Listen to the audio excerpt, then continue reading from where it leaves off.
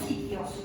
Bien, bueno, pero tengan en cuenta que para el parcial esa es la bibliografía de base, que eso no lo habíamos dicho antes. Es un solo libro, ¿sí? Para que vayamos siguiendo y vamos más o menos en orden. ¿Ah? Bueno, ¿qué dice? Vamos a intentar entender más o menos siempre los procesos de la misma manera. Primero, lo que hemos hecho el año pasado, mostrar lo que pasó con la ciudad en un rango de tiempo, y después mostrarle la arquitectura que se integró en esa ciudad. Después avanzaremos un poquito en el tiempo y haremos lo mismo, ¿no? Mostrarles la ciudad y tratar de mostrarles qué pasa con la arquitectura. Entonces vamos a empezar por ahí, en la formación de la modernidad y la idea de el urbanismo, el inicio del urbanismo como un campo disciplinar. ¿Por qué tiene importancia ese juego de palabras que están ahí? Porque de alguna manera las acciones que se habían hecho hasta principios del siglo XX y que tenían que ver con la ciudad no tenían un especialista, una persona que se hubiera formado y que siguiera una cierta metodología para abordar los problemas urbanos. Hasta este momento había habido muchas acciones que tenían que ver con cosas puntuales, sí, con arquitectos con cierta sensibilidad o con una mirada de ingenieros que solucionaban problemas o de tránsito o de infraestructura, pero nunca esa mirada como desde la arquitectura, entendiendo a la arquitectura como parte de la ciudad. Entonces que ciudad y arquitectura son una sola cosa y que entonces la disciplina de la arquitectura incluye al urbanismo. Ese es el gran salto que vamos a ver de alguna manera en este tiempo. Y vamos a empezar, hay con un par a ustedes que les gusta que yo les escriba las definiciones, para que las cosas escritas.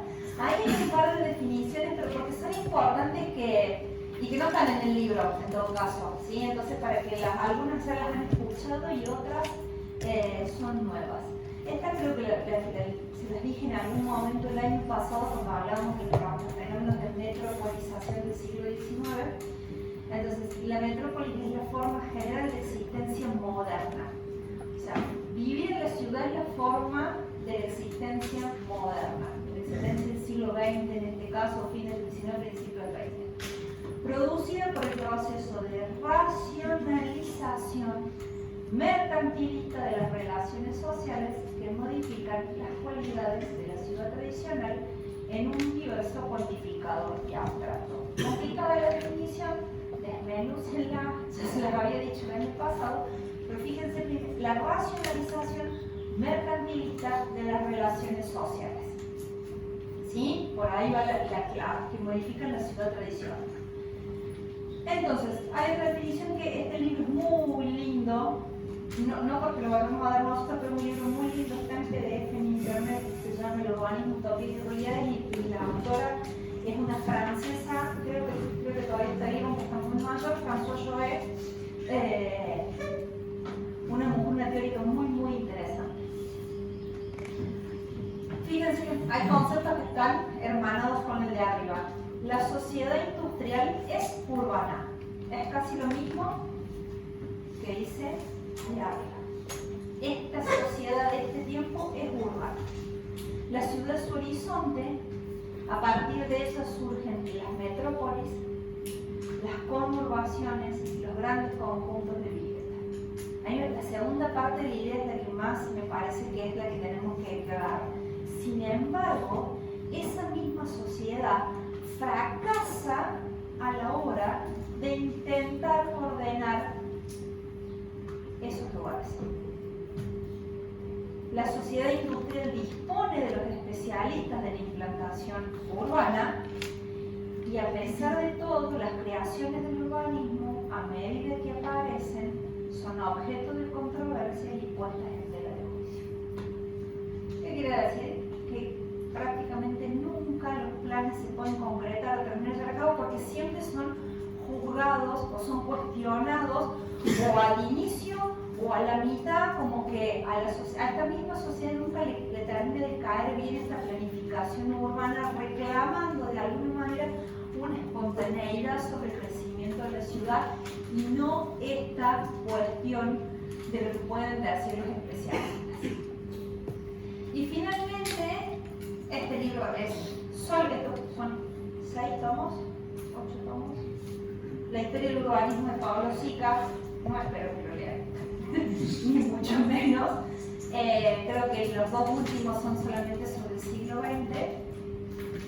Y en uno de esos, en el que empieza la primera mitad del siglo XX, es donde Pablo Sica dice esto, hablando de este tiempo que vamos a ver nosotros.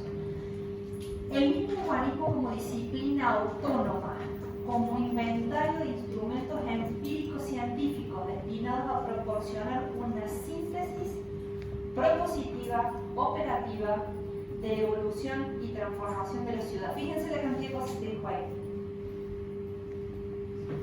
El urbanismo es una disciplina autónoma que dispone de una cantidad de instrumentos que son científicos pero que también son empíricos, que vienen de la experiencia.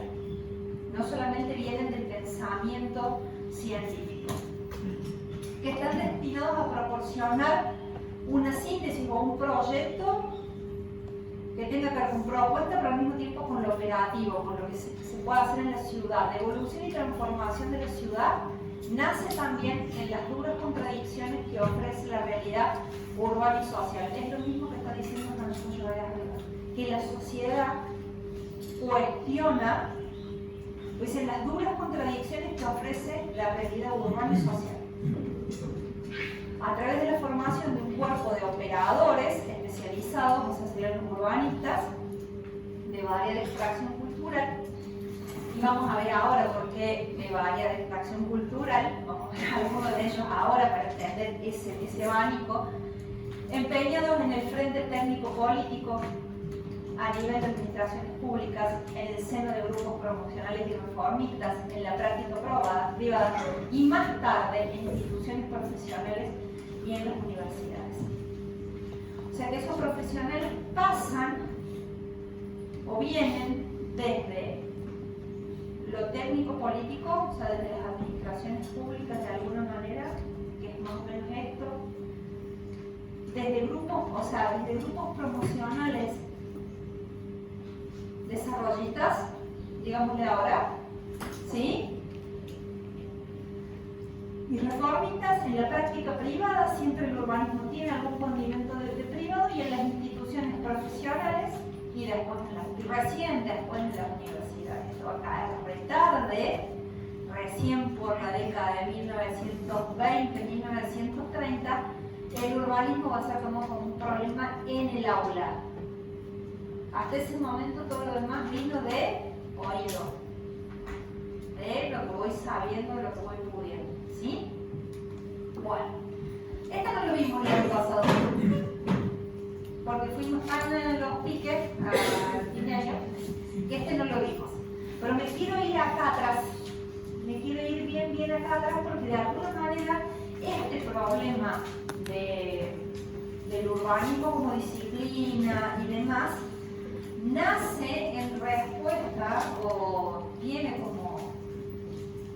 como punto de inflexión los problemas de la revolución industrial. O sea, aquello que habíamos hablado de cómo la ciudad se transformaba a partir de lo que había dejado la revolución industrial como problemática. Pero este se lo muestro que esto antes, miren qué tempranito, 1773.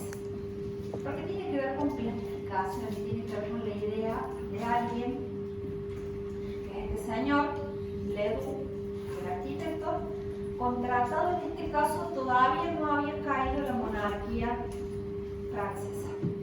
Entonces, contratado por el rey, Ledoux lo que va a hacer es planificar una ciudad completa que tiene que ver con lo productivo. ¿Qué es lo que van a producir? ¿Cómo se llama esto? Salinas de Chaux. Están cerca de unos yacimientos, unas salinas, donde lo que van a hacer en esta infraestructura que proyecta Ledoux es el proceso de depuración, de secado de la sal para la comercialización, ¿sí? Entonces Ledoux, todavía impregnado de ese pensamiento de que veíamos el año pasado, el pensamiento tan racional de la ilustración, lo que va a armar, fíjense porque son antecedentes como muy precisos de lo que vamos a ver después. Va a armar esto, un planteo radial. ¿Sí? Esa es la propuesta, un planteo radial. En torno a eso y al centro, al medio de todo, ahí, la casa del director de esta fábrica de sal, ¿no? O sea, la dirección de todo el emprendimiento está al medio. A los dos laterales lo que se instalan son los espacios donde se hace el proceso de la sal, las piletas y demás, donde se hace el lavado y el secado de la sal, ¿no? O sea, lo productivo está bien al centro, pero fíjense la bajísima relación que hay entre lo construido y lo verde. Es una ciudad que se va a dedicar a un proceso industrial, pero está en el medio del campo, en el medio del verde, con una densidad poblacional bien bajita, bien bajita. Después, en el primer anillo, que tienen ahí como cerrando ese espacio de lo productivo, se encuentra toda la arquitectura institucional. La escuela, el teatro, la iglesia, bla, bla, bla, ¿sí? Toda la administración ya como no el director, sino la administración de la ciudad y demás, todo en este anillo que se encuentra por ahí. Y después de ese anillo vienen las viviendas metidas en estos espacios verdes y demás, las viviendas de los trabajadores. Pero de nuevo, con una relación de bajísima densidad con mucho verde. Cada una de las unidades de habitación también tiene mucho verde. Esto es lo que piensa entonces Leroux, que era uno de los utopistas, de los que habíamos visto el año pasado, estos arquitectos que hablaban de esas arquitecturas que no se podían hacer, ¿se acuerdan? Bueno, esto sí lo pudo hacer porque puso los pies en tierra. De alguna manera hizo algo realizable. Luego, ¿qué sucedió? Que en la práctica se llegó a construir esta mitad y el régimen monárquico cayó por la Revolución Francesa. Entonces nunca se completó el proyecto, nunca se terminó de armar el círculo y por eso les pongo la fotito de arriba de que solamente está materializado la mitad del proyecto. De todas formas, las áreas, señora, habrá necesidad de que nos manguere la ventana. Fíjense atentos a lo que tiene esa ventana abierta, por si el hombrecito gira y lo baña. Nadie le explicó que carnaval era en febrero. ¿Sí? Entonces las salinas después siguieron produciendo y esta cosa siguió activa durante los procesos que siguieron la República y demás, pero el planteo fue generado desde ese primer momento, desde ese primer lugar. Esto lo puse solamente para que se los acuerden.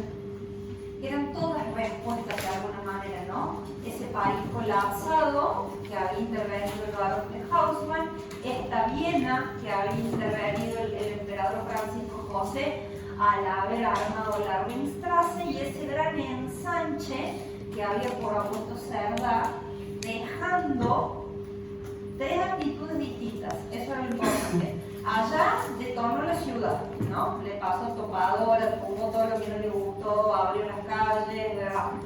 Cerdá dejó lo viejito allá y hizo todo el ensanche nuevo.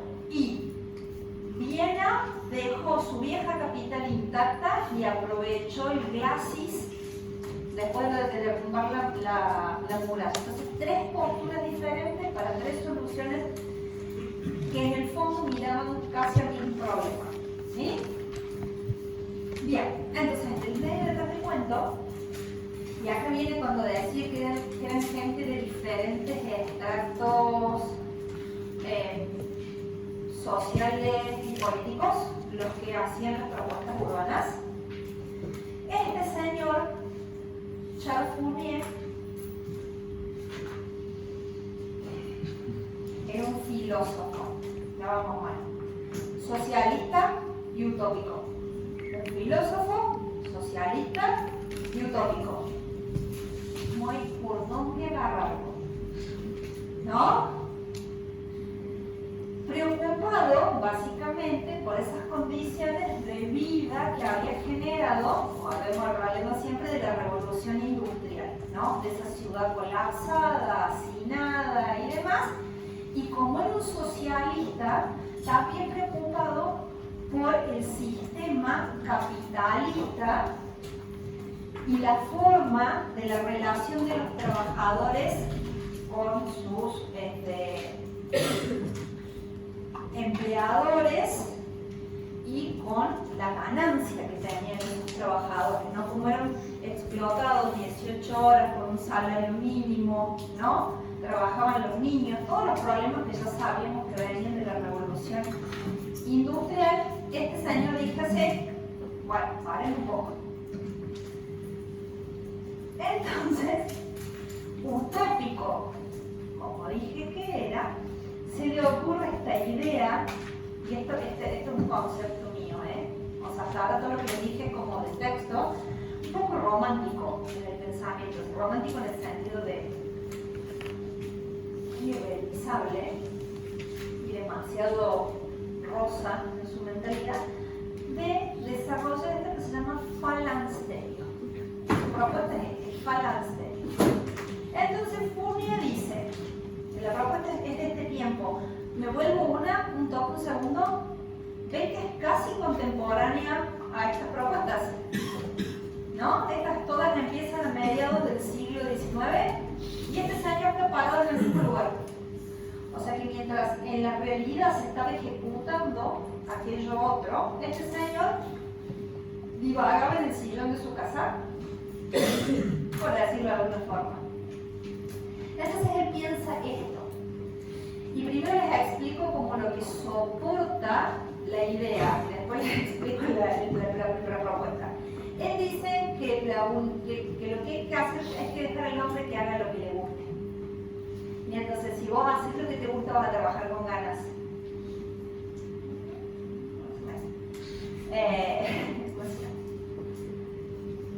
Que entonces no tiene que haber propiedad privada de ningún orden. Y que en este modelo que él va a proponer, todo es de todos, incluido lo que es la tierra, la propiedad de todo esto que se va a ejecutar y demás, y que vos vas a recibir una compensación proporcional a lo que hiciste porque te gusta, que entonces va a ser mucho. Y no va a haber un empleador que se enriquezca, entonces lo que vos vas a recibir es mucho más en proporción. Socialista de manual, ¿no? Es ese pensamiento socialista de manual, casi no le podemos decir ninguna cosa por fuera de eso, ¿no? Entonces, ¿qué otra cosa dice?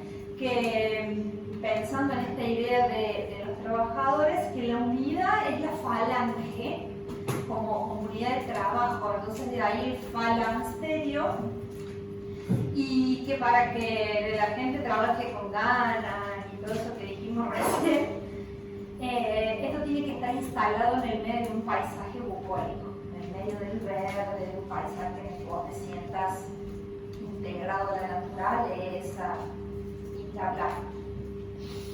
¿Ve?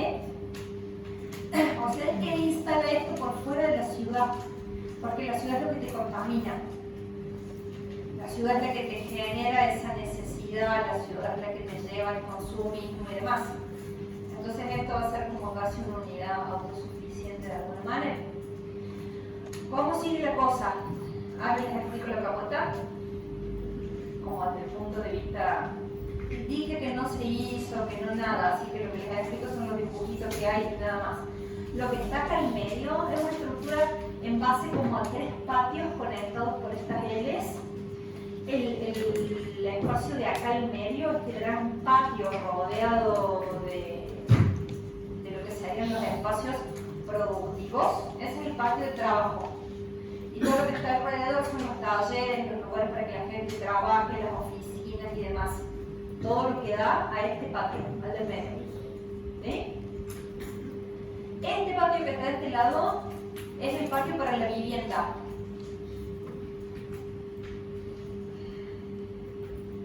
Pero él ni siquiera cree en la estructura estructura de la familia, ni siquiera cree en la monogamia. Así que ni les digo lo que se habrá pensado para allá adentro. No quiero ni entender. Y de este otro lado, el lugar para la recreación y el esparcimiento en torno a este otro patio. Y que estos espacios de transición, estos patios de transición, pueden tener diferentes actividades, pero básicamente las tiras también pueden estar destinadas a habitación, como funciones primordiales. ¿Sí? Allá quedó el señor, no hizo más nada, ni dijo más nada porque es lo que hay. Pero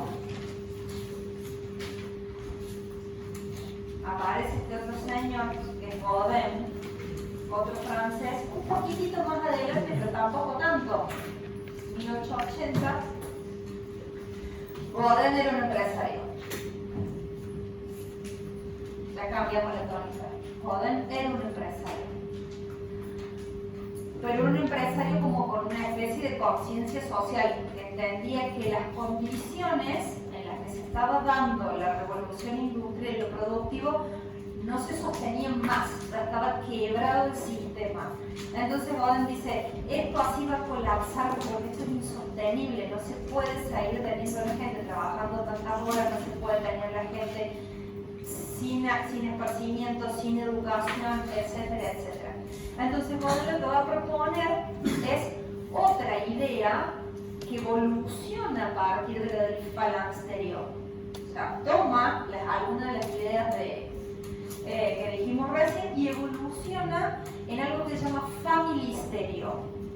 Y como es un empresario, lo que va a hacer es vender esta idea. ¿Sí? Por eso hacemos los promotores privados muchas veces. Este señor tiene una idea de cómo tiene que vivir la gente e incluso la comercializa como idea o como concepto. Entonces él dice, no, la unidad sí es la familia. Por eso familisterio. La unidad se tiene que mantener la estructura familiar y la gente no puede vivir en estas especies de, como decíamos recién acá, que no se sabía qué era qué allá adentro, sino que dice, vamos a hacer unas unidades que son estos patios que están acá, donde cada familia tenga su unidad. Y lo que plantea es que esas unidades son flexibles, podrían partir como de 2 ambientes y podría ir moviendo las paredes o integrando más espacios hasta llegar a una unidad de 6 ambientes si la familia era grande. Ir tomando más espacios y modificándola a esa planta que él se proponía. Idealmente en algunos lugares poner hasta unidades de 6 ambientes. Bien, ¿no? Y entonces también lo propone en algún lugar como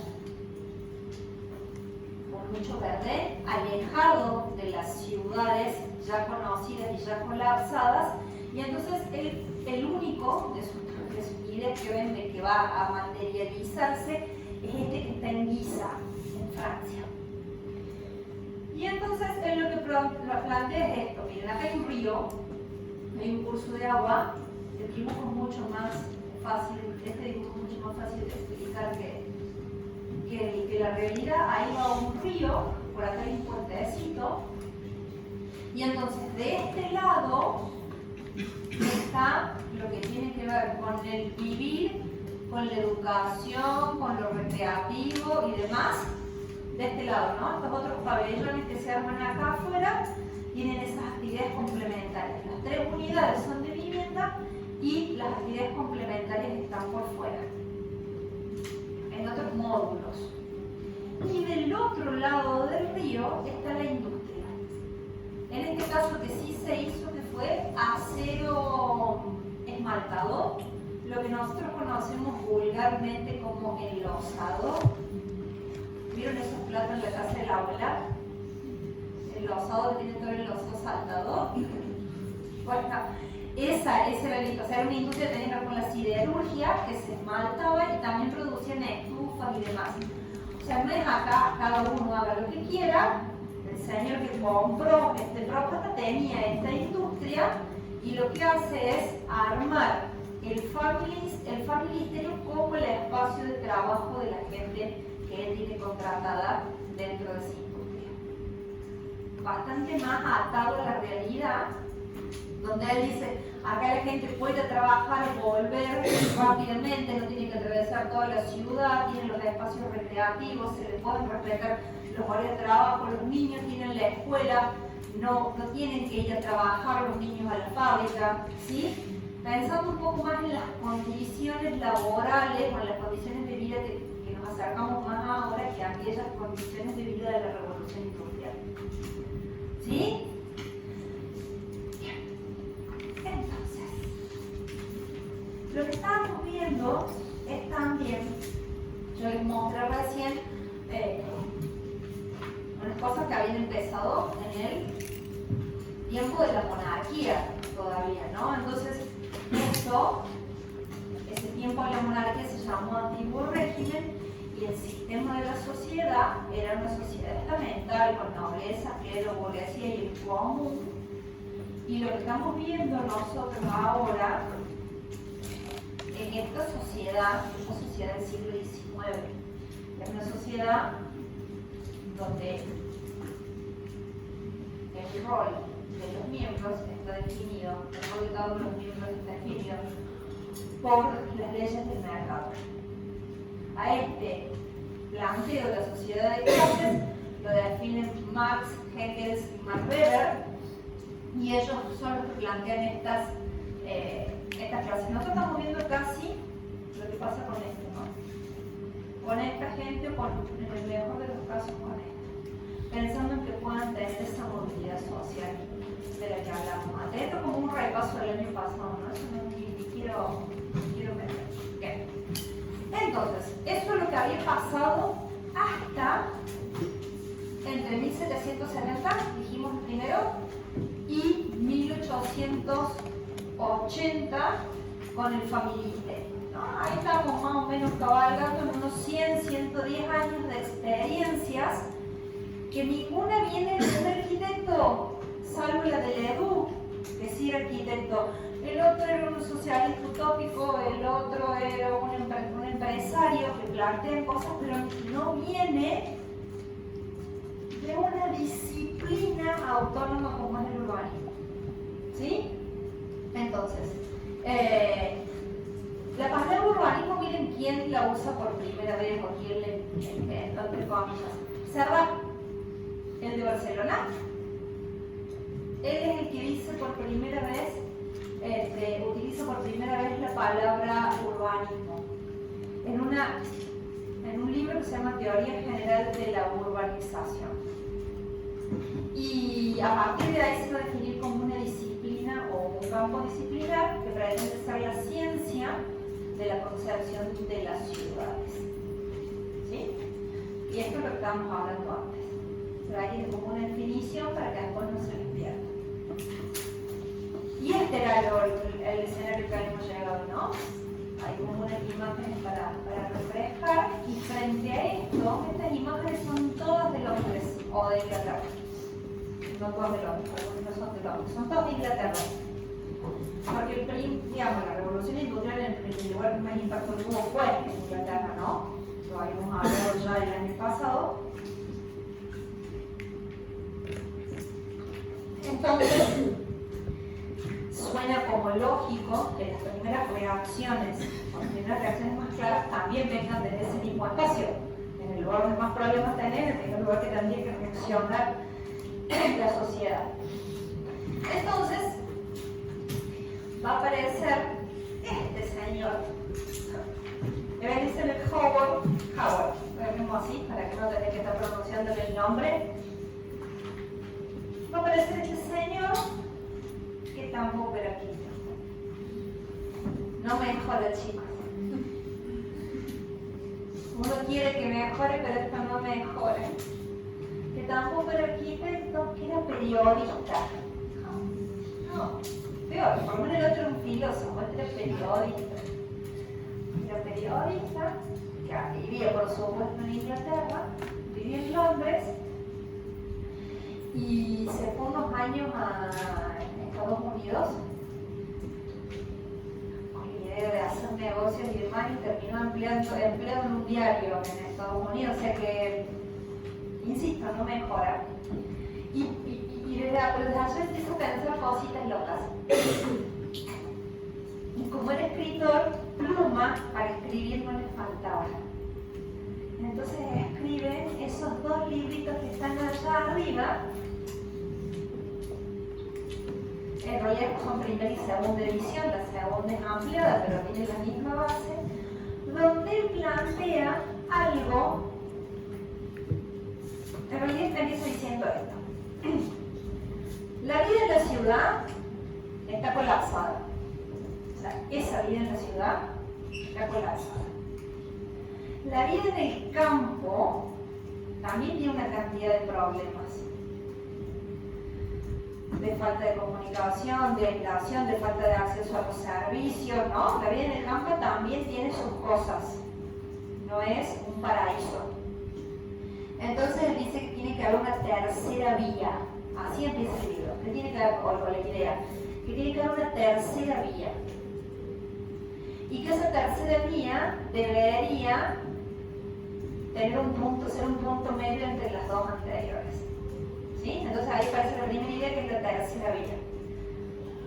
A partir de ese planteo, arma este esquema que él le llama de los 3 imanes. Entonces, en esa teoría de los 3 imanes, ¿vieron cuando uno hace la lista de pro y contra de algo? Si yo hago esto, está bueno esto, pero no está bueno esto. ¿Quieren que uno hace esas listas? O cuando en un proyecto, para definir las características de un lugar, hacer lo positivo y lo negativo, como una especie de FODA. ¿Han hecho un FODA o un DAFO alguna vez? Bueno, más o menos sería una cosa así. Lo que hace es, para que nos entendamos rápido. Entonces él hace esta teoría de los 3 imanes, donde pone las cosas buenas y las cosas malas de la ciudad. Las cosas buenas y las cosas malas de la vida en el campo.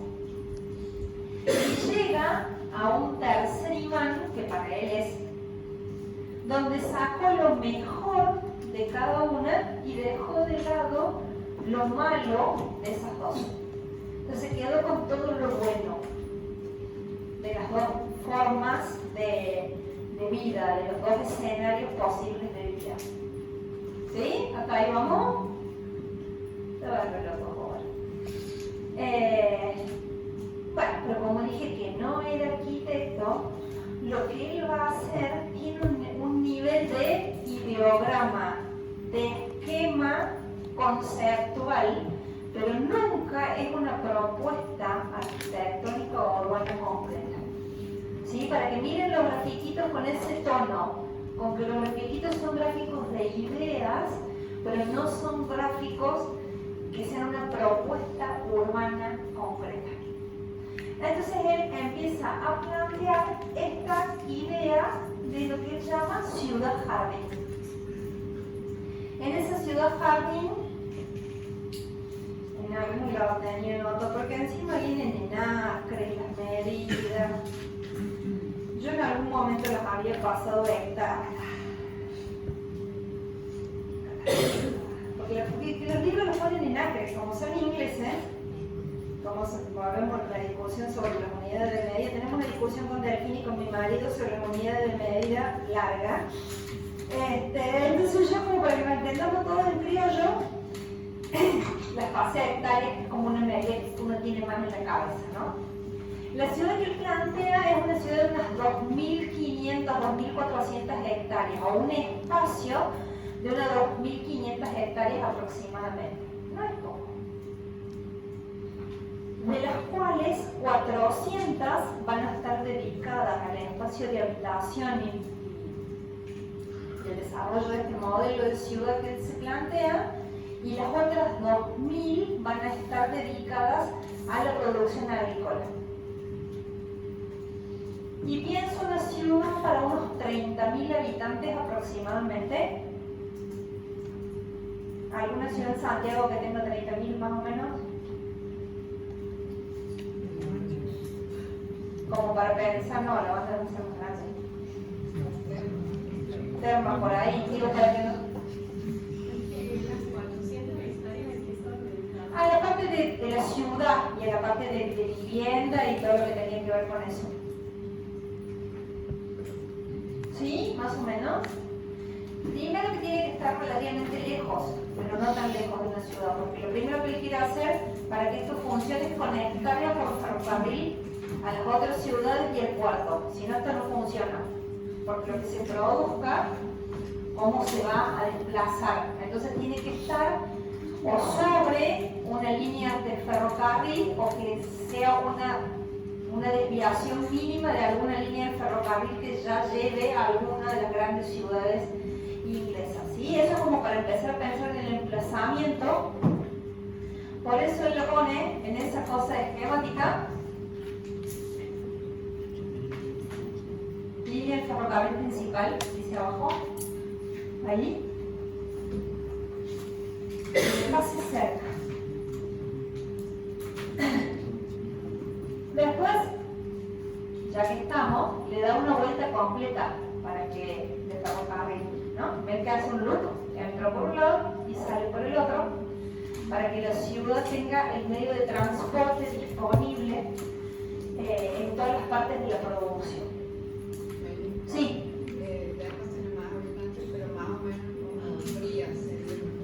¿Sí? Más o menos, como para que se den una idea, esa es la escala. Yo tengo algunas presentes, pero como Córdoba, y como no hacer una referencia en Córdoba, voy a hacer como edición. Que es como un nivel de que todavía más o menos toda la gente se conoce y tampoco es tan chiquito, ¿no? Es como una unidad intermedia, es un número interesante, es de unos 30-35 mil habitantes. Él explica el planteo con un esquema radial, insisto, un esquema. Entonces, al centro, él pone un espacio verde, pero que ese espacio verde tendría que tener ahí el centro una especie de Crystal Palace. ¿Se acuerdan del Crystal Palace de Paxton para la exposición de Londres? Esa gran estructura de vidrio y acero, porque él dice que allí se debería tener un doble sentido, ser el mercado de la ciudad y al mismo tiempo funcionar como un gran pabellón de exposición de todo lo que se produce en la ciudad, como casi una operación de marketing de la ciudad, ¿no? Entonces al medio ubica esa idea de una especie de Crystal Palace al modo de Paxton. Alrededor pone las instituciones, en un primer anillito pone las instituciones, un espacio verde y un canal de agua que cierra prácticamente todo ese recorrido también. Vivienda, una gran avenida verde y de nuevo vivienda para después pasar a lo netamente productivo. ¿Sí? Ese sería el esquema. Y el que dice que estas ciudades deberían estar en este gráfico, te dice más o menos a qué distancia una de otra, planteando que esto fuera un desarrollo posible. Ven a su diagrama 5 muestra cómo se deberían vincular esas ciudades y propone un área en Inglaterra donde podría llevarse a cabo esa propuesta. ¿Hasta ahí más o menos estamos? ¿Se entendió? Entonces ahí tienen unos esquemas que les muestran un poco más cómo es la estructura de verdes que él se imagina, cómo es la estructura vial a partir de estas 6 grandes avenidas, que son estas, ¿no?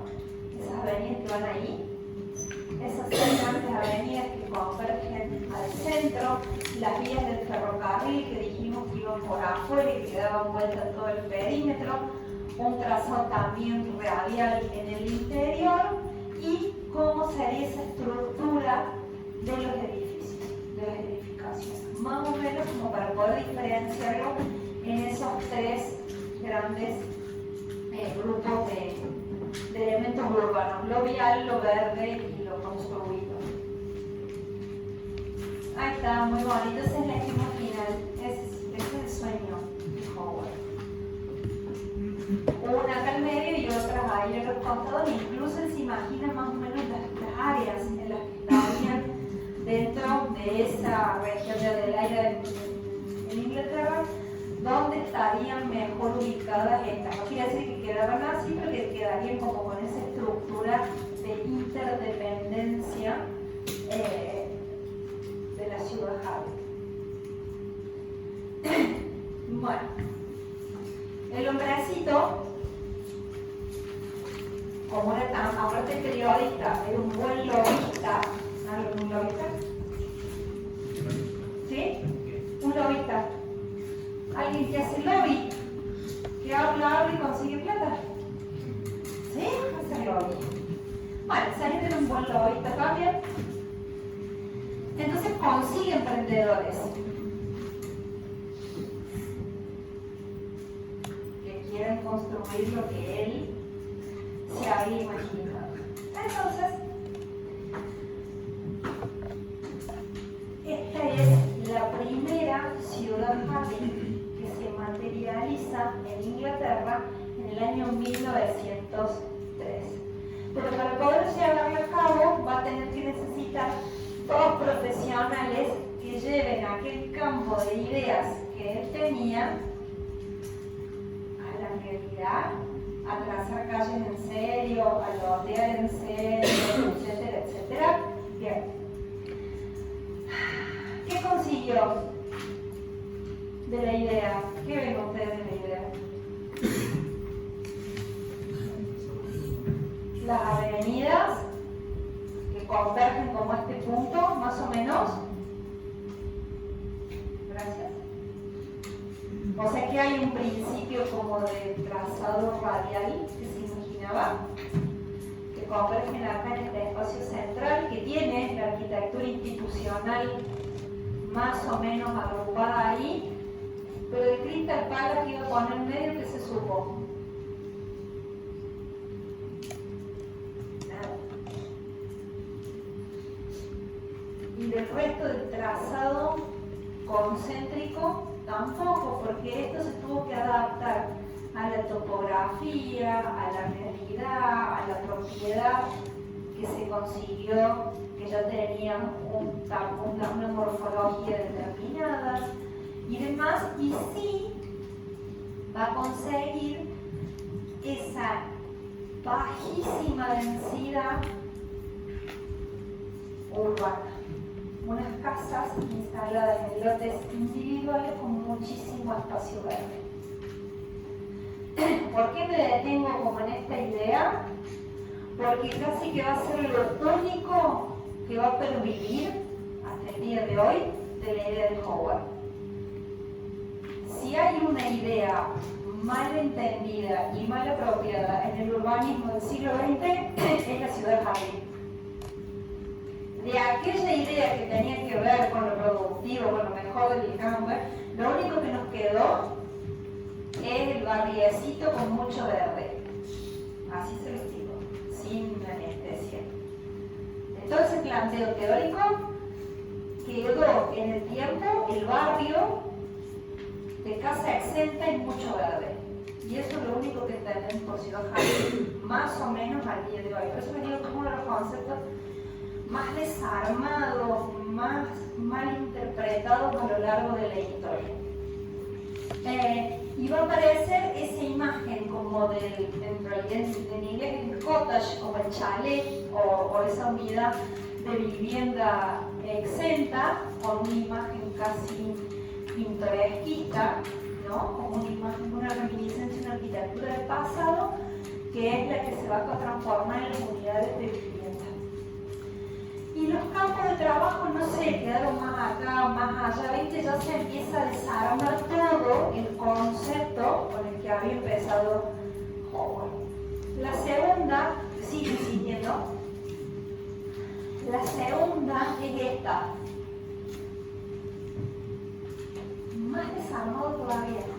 El otro todavía conservaba, ¿no?, esa idea de un centro urbano, y en esta hasta se hace difícil, ¿no? El trazado es absolutamente irregular, adaptado a una topografía y demás, Y en este caso, como se hizo mucho más hincapié en el desarrollo de la unidad de vivienda, casi como una forma de vivir en las afueras que como unidad productiva, de personas que vivían ahí y trabajaban en las inmediaciones de esa ciudad.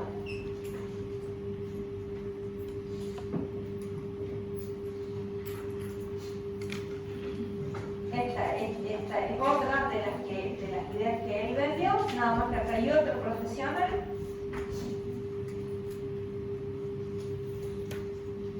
Seguimos con lo mismo, pero no.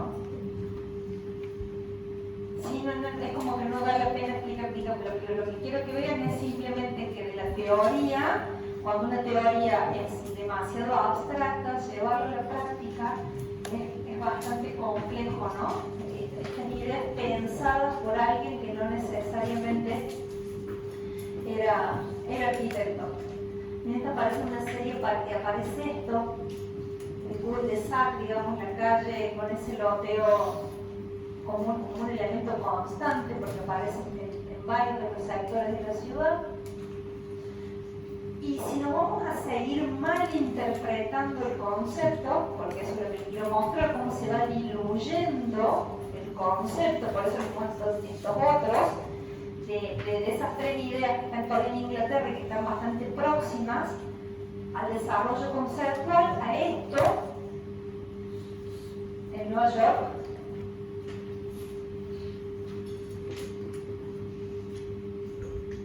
es un barrio. Ni siquiera es un planteo de una nueva ciudad, es un barrio.